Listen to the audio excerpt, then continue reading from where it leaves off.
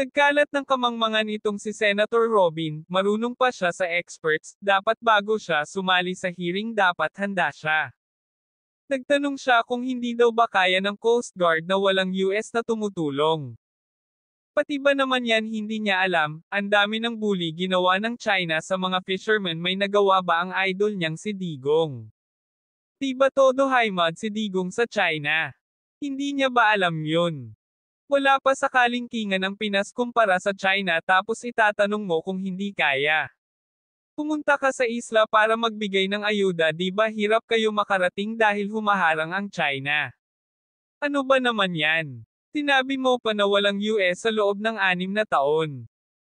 Di ba pinalayas nga ni idol mo?